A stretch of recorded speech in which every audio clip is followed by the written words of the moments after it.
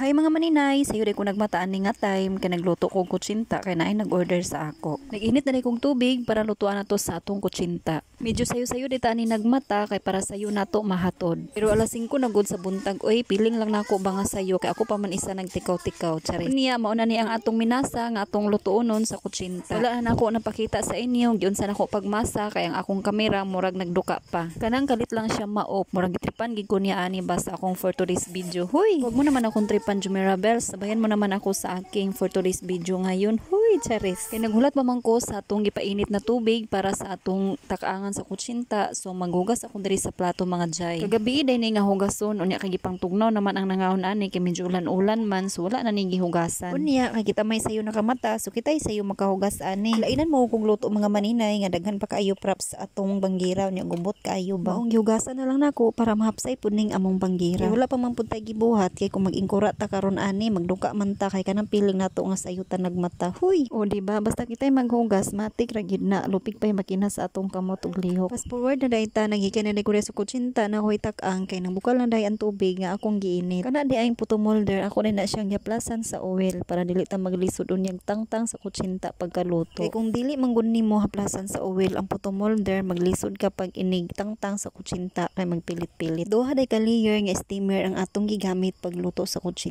para dali ra ta mahuman ba. 30 din nakabuok ang atong natak-ang nga kutsinta. Insakto pud kayo kay 30 ra pud kabuok ang gi-order sa ato. Dali ra gid siya lutoon mga maninay, isa ra siya katak-angan. Nauman naman kung pamutang sa puto molder sa kutsinta, so ako na din na siya gitak-ang mga maninay. Unya ako din nang gibutangan og gaming ang taklob sa steamer para dili motulo dito sa atong kutsinta ang singot sa taklob sa steamer. Mao'y purpose anang gaming atong gibutang unya para gwapa pud ang atong kutsinta. Liwat sa nagluto ba. Huy, pilingon. Sa pila ka minuto mga maninay naluto na gid ang atong kutsinta. Ako din pagluto ani 7 to 8 minutes ra gyud kidali ra ni siya maluto. While kung nagpabugnaw sa atong kutsinta, si Dungski po di ay nagkagud na siya lubi para ato i-toppings ani sa atong kutsinta. Pwede man unta cheese ato i-toppings ani pero medyo mamahalin magud ang cheese unya kay wala na taginan siya mga maninay kung cheese atong gamiton. Basin og cheese atong gamiton ani pag-toppings naginansi na hinuon ta. Okay ra cheese i-toppings ani kung kami ra magkaon para medyo lami-lami gid among pagtulon ba. Huy, tsari. Di ba gwapa kay atong kutsinta nagsabay sa kagwapa sa kabuntagon o kagwapa sa nagluto. Huy, bagagnaw. Apil po di ay ang kagwapo sa nagkagod atong apilon kay basig magmahay ba. Huy, naman na day kong tangtang sa mga kutsinta o ni ato na po din itak-ang sikan bat. So na day gamay na bilin. Ato na lang ni siyang lutuon para naapod tay pangkaon or pang snack ba. Mao na day ning lubi na atong pang topping sa atong kutsinta. Kaya nakaluto naman ko so ako na lang po din ang gipile diya sa sudlanan aron atong mabutangan sa toppings nga lubi.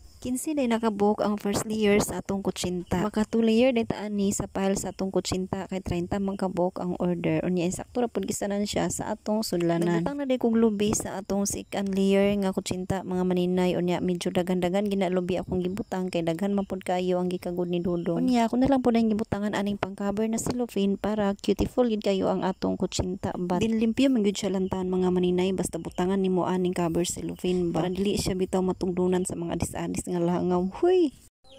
Muna din ang atong finished product mga maninay. So ready na gid siya para ihato dito sa nag-order. Kunya na tay sobra dire so kani siya para kaon na lang ni ang nabilin unya napatay lobi. So ako siya pala man diha para atong parisan sa kape. Nya ihato na ni Dudong dito sa ubos.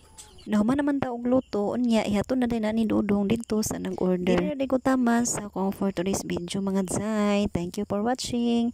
See you on my next mini vlog. Babosh.